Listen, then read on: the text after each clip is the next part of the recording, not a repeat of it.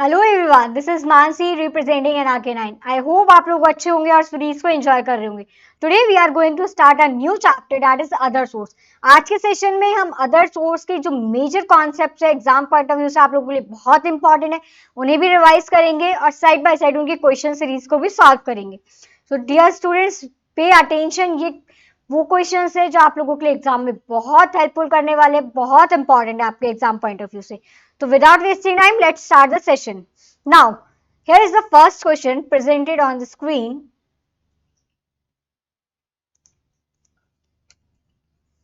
Which is the charging section? Which is the charging section of income chargeable under head other source? Other sources के अंदर जो concepts given है, which section defines the other sources income from the other sources? Answer is section 56. Section 56 is the charging section of the head other sources. Clear? Now, next question.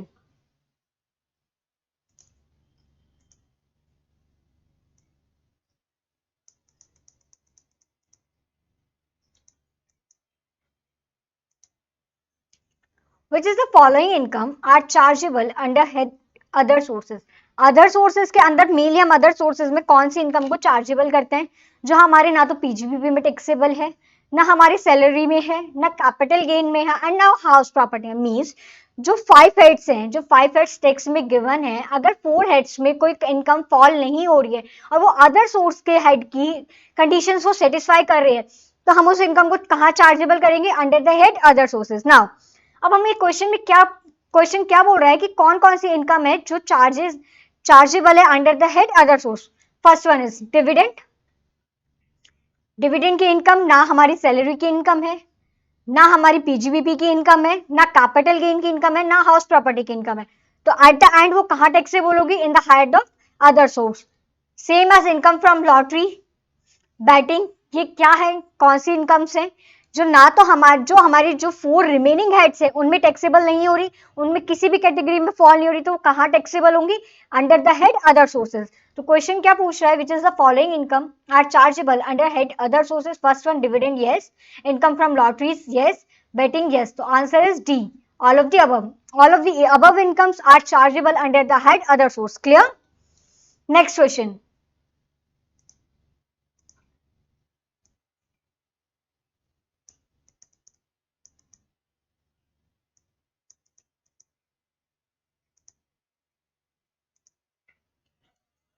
Agriculture income received from outside India.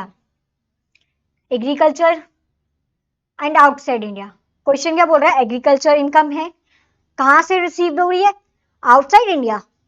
Agriculture income receive from outside India, तो कहां taxable होगी? Simple question है कि agriculture की income है, receive कहां से हो रही है? Outside India. तो answer is under the head other source. Under the head other source. Clear? Agriculture income received from the outside India will be taxable under the head other source. Clear? Next question. Salary paid to member of parliament. Salary paid to member of parliament taxable under head. Salary paid to member of parliament taxable under head same other source. Salary paid हो रही है, taxable है। Salary paid हो रही है member of parliament को, तो taxable कहां होगी? Under the head other source. Clear? Now moving to the next question.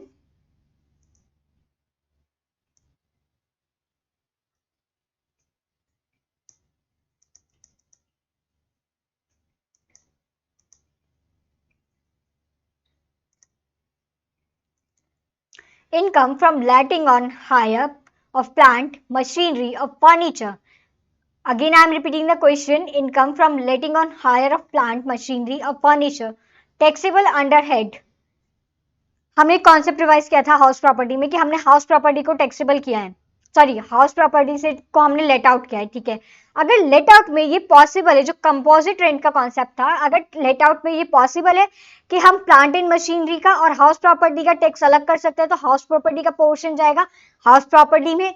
और जो रिमेनिंग पार्ट है कंपोजिट, जो फर्नीचर है, प्लांट मशीनरी का जो रेंट चार्ज कर रहे हैं हम, वो कहां टैक्सेबल होगा? Other source. और मे बी पीजीबीपी। क्या कंडीशन स्पेसिफाई होनी चाहिए कि अगर सपोज वो प्लांट एंड मशीनरी हमारे डायरेक्टली इंसिडेंटल है to the business, directly related to है बिजनेस से, तो क्या इसमें टैक्सेबल होगा? पीजीबीपी में। और अगर वो रिलेशन नहीं है, उसका डायरेक्ट रिलेशनशिप नहीं है टुवर्ड्स द बिजनेस, तो कहाँ टैक्सेबल होगा? अदर सोर्स में। क्लियर? अब क्वेश्चन क्या बोल रहा है? इनकम फ्रॉम लेटिंग ऑन, हमने लेट रेंट पे दिया है on hire of plant machinery furniture, कहाँ टैक्सेबल होगा? हाउस प्रॉपर्टी में तो होना नहीं है।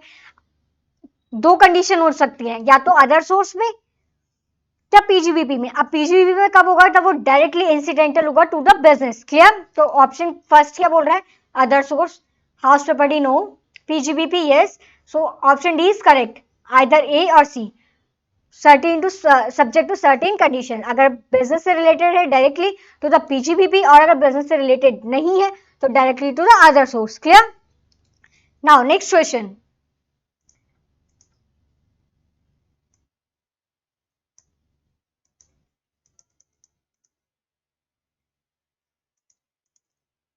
विच of the following income is not chargeable under head other source? ऐसी कौन सी इनकम है जो चार्जेबल नहीं है under the head other source? Option A dividend, chargeable under the head other source. Lottery held as a stock in trade, chargeable under the head other source. Interest on bank deposit, chargeable under the head other source.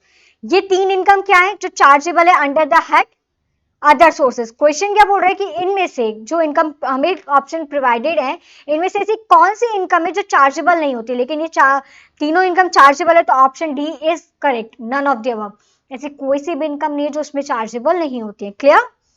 Next question, the provision of section 52 subsection 2 clause 7, the provision of section 56 clause subsection 2 clause 7 is applicable on assessee.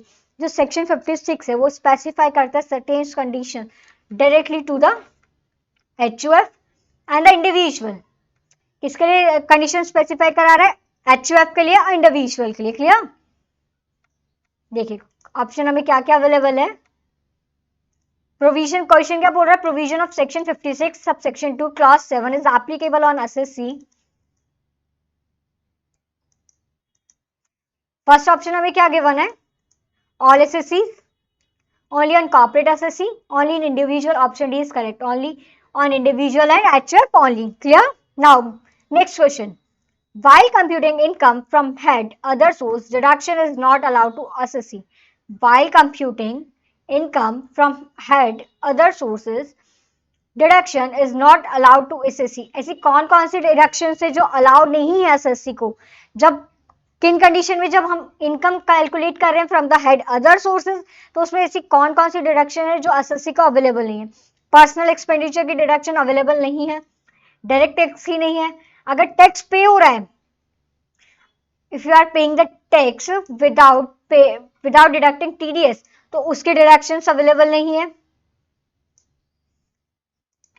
तो option D is correct, all of the above. Question क्या बोल रहा था? While computing income from head other sources, deduction is not allowed to assessee. Personal expenditure की deduction available नहीं होती है, direct tax की डिडक्शन अवेलेबल नहीं होती है। अगर टैक्स आप पे कर रहे हैं without TDS, without tax deducting source, तो उसकी भी डिडक्शन अवेलेबल नहीं होती है। So option D is correct. Clear? Now moving to the next question. I hope यहाँ तक आपको कॉन्सेप्ट रिवाइज हो रहे होंगे और क्लियर हो रहे होंगे क्वेश्चन, कि हम कैसे किस चीज को यूज करके, किस कॉन्सेप्ट को यूज करके क्वेश्चन को सॉल्व कर रहे हैं। Now next question,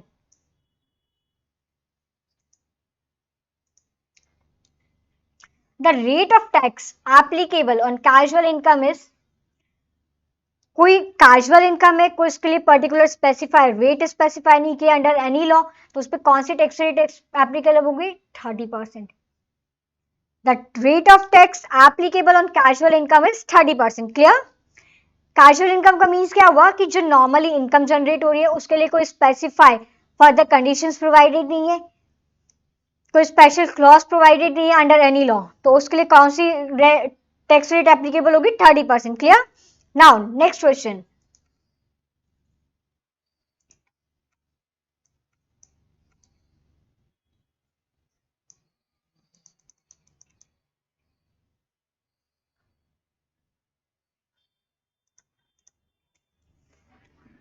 the gift received from one or more unrelated person during the previous year shall be part of individuals income if the amount exceed. Gift का concept क्या होता है, देखो याद करना, आप लोगों ने पढ़ा होगा गिफ्ट का कॉन्सेप्ट क्या होता है कि अगर कोई रिलेटेड पर्सन से हमें गिफ्ट मिल रहा है तो वो फुली एग्जाम्प्ट होता है। Related person means mother, father, brother, sister, linear ascendant, descendants, sons, son's wife, daughters, daughter husband. Clear? ये हमारे रिलेटिव की डेफिनेशन है। ठीक है, रिलेटिव की डेफिनेशन कहाँ होती है, जैसा हमने स्पेसिफाई किया कंपनी लॉ में डेफिनेशन प्रोवाइडेड है। तो रिलेटेड की डेफिनेशन हमने क्लियर की, mother, father, son, sorry sister, brother, linear ascendants, linear descendants. यहाँ मतलब हमारे जो कंटिन्यूसली लीनियर असेंडेंट डिसेंडेंट का मतलब क्या हुआ कि जो फादर थे, फादर के फादर, उनके ग्रैंड फादर। क्लियर? ठीक है, फिर son, daughter, sons, son's wife, daughter's husband, ये रिलेटिव की डिफिनेशन है। क्लियर? अगर हम रिलेटिव से कोई गिफ्ट ले रहे हैं, रिलेटिव हमें कोई गिफ्ट दे रहा है तो उसका जो अमाउंट है चाहे वो 50,000 से एक्सीड हो, वो फुली एग्जाम्प्ट है। क्लियर? और लेकिन अगर कोई अनरिलेटेड पर्सन है, कोई अनरिलेटेड पर्सन है मीन्स कोई हमारा रिलेटिव नहीं है, लाइक हमारे फ्रेंड्स हो गए और भी बहुत लोग हैं जो हमारे रिलेटेड नहीं है, उनसे हमें गिफ्ट मिल रहा है तो क्या कंडीशन है कि अगर आपका गिफ्ट का अमाउंट 50,000 से ज्यादा है, गिफ्ट का अमाउंट 50,000 से ज्यादा है, तो आपको जो रिमेनिंग पार्ट है वो आपके लिए टैक्सेबल है। क्लियर? तो क्वेश्चन क्या बोल रहे हैं, the gift receive from one और मोर अनरिलेटेड पर्सन, ध्यान देना unrelated person, during the previous year shall be part of individual income if the amount exceed 50,000। Option A is correct. 50,000 से अगर ज्यादा का गिफ्ट है और अनरिलेटेड पर्सन से, तो रिमेनिंग पार्ट है जो उस अमाउंट का, वो इंडिविजुअल की इनकम में कैलकुलेट होगा, उस पर आपको टैक्स पे करना है। Clear? Now next question. Clear हुआ कॉन्सेप्ट कि रिलेशन गिफ्ट का क्या कॉन्सेप्ट चलता है कि रिलेटेड से लिया है तो चाहे कोई भी कितने भी अमाउंट का फुली एग्जाम्प्ट होता है। ठीक है, अनरिलेटेड से लिया है तो 50,000 से ज्यादा है उसका अमाउंट तो 50,000 तक एग्जाम्प्ट है, उसके बाद वो इंडिविजुअल की इनकम में कैलकुलेट होगा और टैक्सेबल होगा। Now next question, winning from lotteries, crossword puzzle, horse races, other races, card games are casual income and hence क्या होता है फुली अब किन की बात कर रहे हैं हम, लॉटरीज की, विनिंग्स की। Lotteries, crosswords, puzzles, horse races, other races, इनकी क्या है, ये कैजुअल इनकम है। कैजुअल इनकम है, इनके लिए टैक्स में स्पेशल प्रोविजन एप्लीकेबल है कि एट द रेट ऑफ, हमने भी देखा था कैजुअल इनकम किस रेट से टैक्सेबल होती है, eight the rate of 30%, eight the rate of 30%। Clear? तो ये कैसे, इनके लिए क्या होगा, ये किस प्रोविजन के अंडर टैक्सेबल होंगी, fully exempt no, exempt up to 5,000 no, fully taxable. ये इलीगल इनकम होती है, लीगली अवेलेबल नहीं, लीगली इन्हें कंसीडर नहीं किया जाता है, तो इस पे ऐसा तो होगा नहीं कि हम आपको कोई डिडक्शन प्रोवाइड करेगी गवर्नमेंट, अगर आप कोई इलीगल वर्क कर रहे हैं उस पर आपको डिडक्शन और प्रोवाइड करेगी। ये इलीगल है तो गवर्नमेंट को मेजर बेनिफिट्स होता है, इस पर मेजर टैक्स रेट से उस पर टैक्स पे होता है, तो कितने टैक्स से, एट रेट 30%। कैजुअल इनकम की तरह ट्रीट होता है, कैजुअल इनकम पे क्या टैक्स रेट एप्लीकेबल होता है, एट रेट ऑफ 30%। क्लियर? तो क्वेश्चन क्या बोल रहा था, winning from lotteries, crossword puzzles, horse races, other races and card games are casual income and hence fully taxable. Clear? Now next question.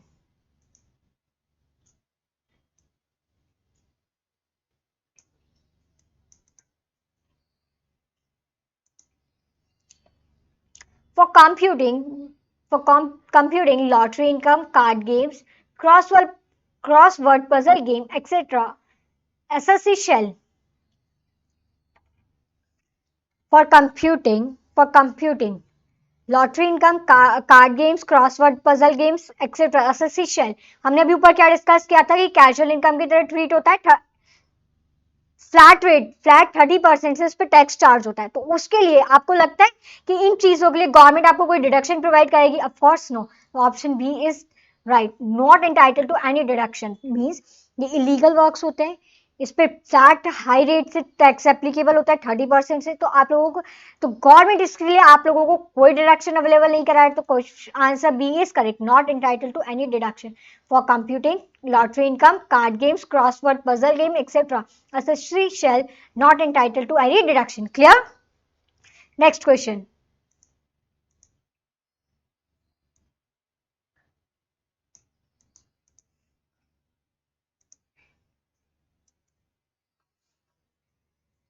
The legal heir of deceased who received family pension is allowed to standard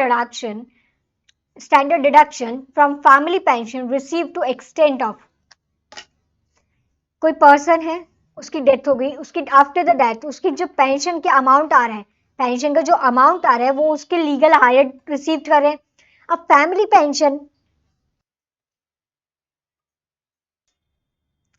pension का concept क्या है कि कोई person pension receive कर रहा है तो उसके लिए गवर्नमेंट आपको एक डिडक्शन प्रोवाइड कराती है. अब डिडक्शन का अमाउंट क्या है, या तो जो अमाउंट आपको रिसीव हो रहा है फैमिली पेंशन का, जो टोटल अमाउंट रिसीव हो रहा है, टोटल अमाउंट का 1/3 और 15,000 which ever is lower. Means आपकी टोटल अमाउंट की इनकम आ रही है, सपोज मेंशन आ रही है 15,000. 15,000 का 1/3 मीन्स 5,000, 5,000 और 15,000 which ever is lower means 5,000 की आप एलिजिबल है डिडक्शन क्लेम करने के लिए. तो क्वेश्चन क्या पूछ रहा है, the legal higher of deceased who receive family pension is allowed to standard deduction from family pension received to the extent of 1/3 of such family pension or 15,000 whichever is earlier. तो option B is correct. Family pension के लिए क्या standard deduction provided है, 1/3 of total, 1/3 of family pension or 15,000 whichever is lower. Clear? Now next question.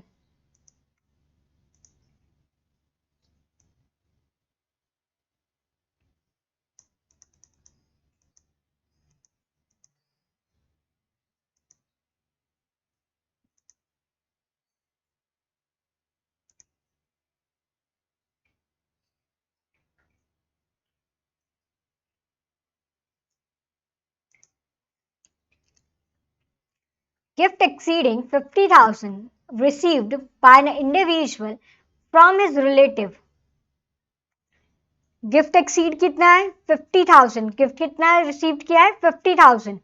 किससे किया है, लेकिन sorry, gift exceed received किया है, एक्सीड द 50,000, लेकिन रिसीव्ड किससे किया है, रिलेटिव से. तो फुली एग्जाम्ड.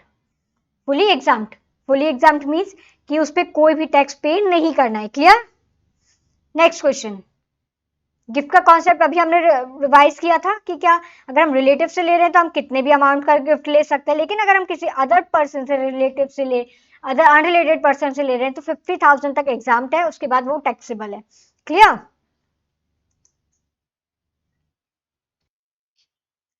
क्लियर? अब गिफ्ट का कॉन्सेप्ट समझ में आया कि अगर रिलेटिव से ले रहे हैं तो कितने भी अमाउंट का हो सकता है, और अगर रिलेटिव से नहीं ले रहे हैं, अनरिलेटेड है, तो 50,000 तक एग्जाम्प्ट है, उसके बाद वो टैक्सेबल है. Clear? Now next question is,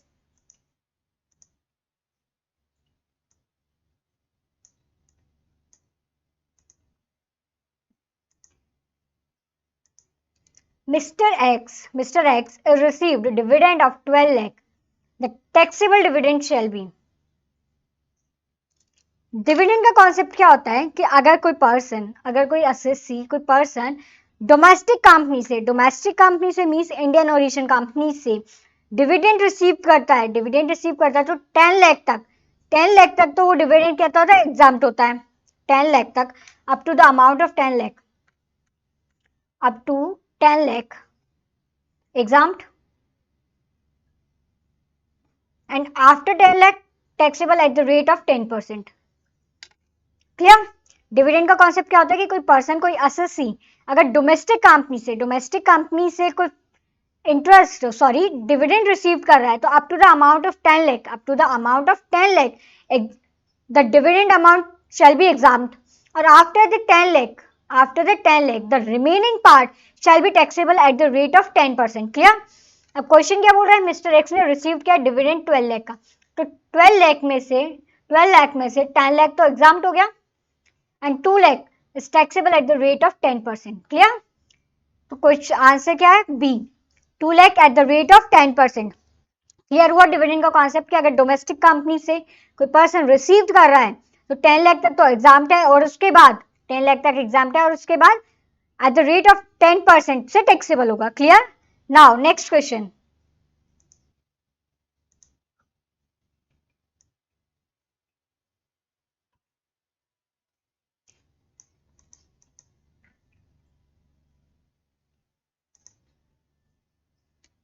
what is the taxability of dividend under 2 subsection 22 clause E in the hand of the company?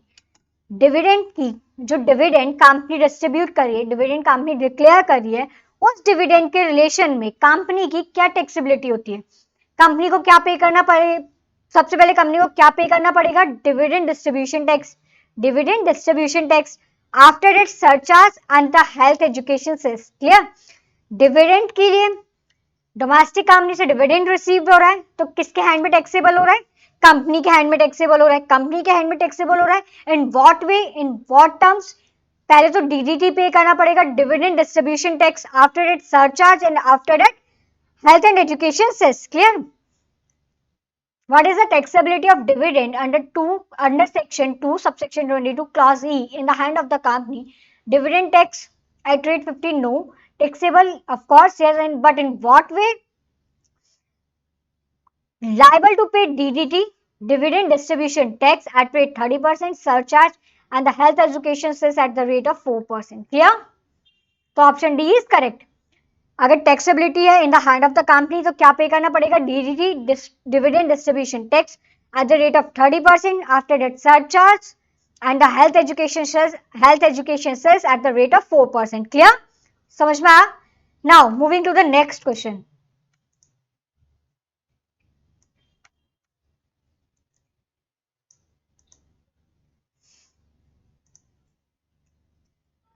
What is the taxability of dividend income under section 2 subsection 22 clause E in the hand of the shareholder? Dividend, अभी हमने एक question इससे ऊपर वाले question में क्या discuss किया कि सेक्शन 2 सबसेक्शन 22 क्लॉज ई में कंपनी के हैंड में डिविडेंड टैक्सेबल हो रहा है, कंपनी के हैंड में डिविडेंड टैक्सेबल हो रहा है। अब ऐसा तो होगा नहीं कि एक ही अमाउंट के लिए हम कंपनी से भी टैक्स लेंगे और शेयर होल्डर से भी टैक्स लेंगे, डबल टैक्सेशन तो होगा नहीं। तो अगर कंपनी के हैंड में टैक्सेबल है तो शेयर होल्डर के हैंड में फुली एग्जाम्ड होगा। क्लियर? तो option A is correct, examined under section 10 subsection 34। Clear? अगर डिविडेंड है सब सेक्शन 2 सबसेक्शन 22 क्लॉज ई का तो वो कंपनी के हैंड में टैक्सेबल है, शेयर होल्डर के हैंड में टैक्सेबल नहीं है, एग्जाम्ड है अंडर सेक्शन 10 सबसेक्शन 34। अब कंपनी के हैंड में कैसे टैक्सेबल है कि कंपनी को at the rate of 30% DDT pay करना है, after that surcharge and after that health and education cess. Clear? Now next question.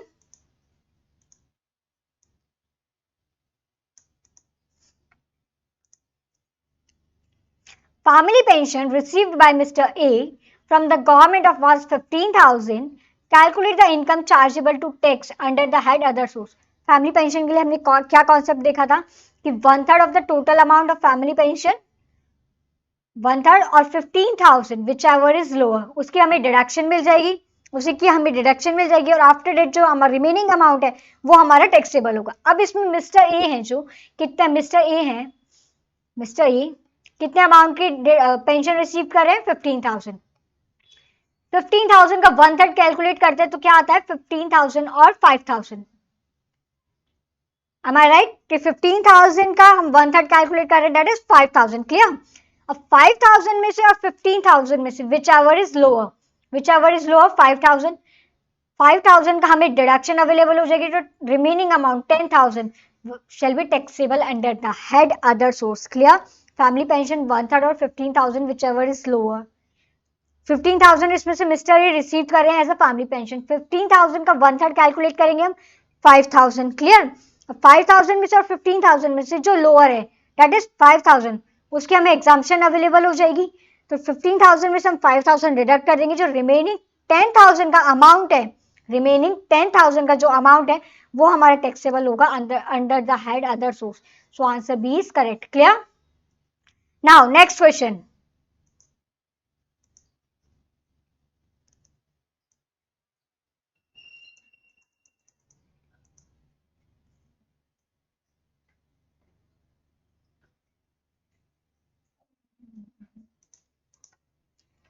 The dividend received by an individual from a company in excess of rupees dash is chargeable to tax at the rate. अभी हमने क्या concept revise किया कि कोई person है, कोई assessee है, वो डिविडेंड की इनकम रिसीव कर रहा है फ्रॉम अ डोमेस्टिक कंपनी, उसके लिए क्या क्या प्रोविजन एप्लीकेबल होता है कि 10 लाख तक तो वो एग्जाम होता है, और after the 10 lakh it will be taxable at the rate of 10%। अब क्वेश्चन क्या बोल रहा है कि डिविडेंड रिसीव किया इंडिविजुअल ने कंपनी से in excess of rupees 10 lakh is chargeable to tax at the rate of 10%। Clear? Option A is correct कि 10 लाख से ज्यादा अगर रिसीव कर रहा है डिविडेंड की इनकम तो चार्जेबल होगी eight the rate of 10%। Clear? यहां तक समझ में आया? यहाँ पे हमने क्वेश्चन को सॉल्व किया, इसके आंसर की आप लोगों के लिए इसी पीडीएफ में अवेलेबल है। आई होप यहाँ तक आप लोगों को समझ में आया होगा and you guys really enjoy the series. अगर आप लोगों को पीडीएफ चाहिए, इसके पीडीएफ की रिक्वायर्ड है, तो आप लोगों के ये जो नंबर शो हो रहे हैं स्क्रीन पे, आप इस पे अपनी पीडीएफ रिक्वेस्ट सेंड कर सकते हैं, आप लोगों को पीडीएफ अवेलेबल हो जाएगा। So dear students, ready for the next session and enjoy the series and thank you everyone.